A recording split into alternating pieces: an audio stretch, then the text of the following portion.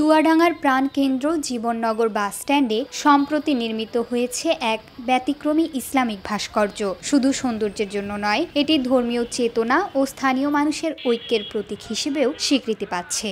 চোখে পড়লেই মন ছুঁয়ে যাচ্ছে এই নতুন সংযোজন। জীবননগরের ব্যস্ততম 4 রাস্তার মোড়ে নির্মিত আল্লাহু মুহাম্মদ নামক খচিত ইসলামিক ভাস্কর্যটি শুধু দর্শনীয় নয়, স্থানীয়দের আবেগের কেন্দ্রবিন্দুও বটে। প্রতিদিন হাজারো মানুষ এখানে যাতায়াত করছেন, ছবি তুলছেন।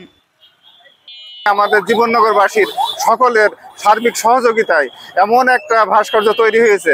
আল্লাহ রসুলের নাম, আল্লাহর নাম এবং এমন একটা লাইটিং সিস্টেম করে যে ভাস্কর্যটা তৈরি এত সুন্দর লাগছে। এলাকার অনেক মানুষ এখানে দেখতে আসছে। আর মূলত বিষয় হচ্ছে কি, আমাদের এই জীবননগর যে ট্রাফিক আইল্যান্ড বলে কোনো কিছু ছিল না। এখানে অনেক যানজট হতো এবং মানুষের অনেক জনদুর্ভোগ হতো। এর কারণে মানুষ খুব কষ্ট পেত, যার কারণে এটা হওয়ার পরে এখন মোটামুটি আল্লাহর রহমতে এই জিনিসটা মোটামুটি যানজটও কমবে, এটা আমরা আশা রাখি। এবং এটা জীবননগর হওয়ার কারণে আমরা সবাই খুশি এবং জীবননগরবাসীও খুশি ইনশাল্লাহ। জীবননগর পৌরসভা ও প্রশাসনের উদ্যোগে নির্মিত এই ভাস্কর্যটি 8,30,757 টাকা ব্যয়ে নির্মিত হয়েছে। ব্যবহার করা হয়েছে রঙিন টাইলস ও আলো, যা সন্ধ্যা ও রাতে আরও দৃষ্টিনন্দন হয়ে ওঠে। পুরনো বাঘের ভাস্কর্যটি কিছু বছর আগে ট্রাকের ধাক্কায় ভেঙে যাওয়ার পর স্থানীয়দের দাবির প্রেক্ষিতে এই ইসলামিক ভাস্কর্য নির্মাণ করা হয়েছে।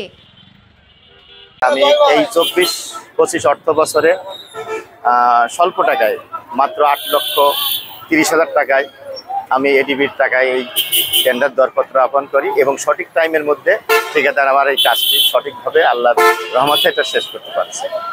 আচ্ছা, না, বাংলাদেশে এটা সিলেটে আছে, কিন্তু এই এরকম না, আমরা একটু ডিজাইন চেঞ্জ করেছি। চেঞ্জ করে তার চেয়ে একটু ভিন্ন দিয়েছি। সেখানে মোহাম্মদ নাই, আমরা মোহাম্মদটা দিছি। যেখানে ট্রাফিকের জন্য একটা ছাদ দেওয়া হয়েছে, যেখানে যাতে বৃষ্টি রোদে দাঁড়াইতে কাজ করতে পারে।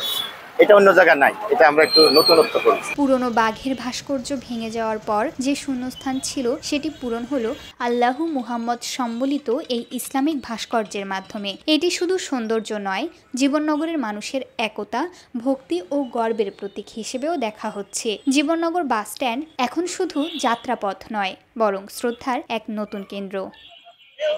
এবং এখানে যে আগে যে চত্বর ইয়াটা ছিল, সেটা তো ভেঙে গেছে।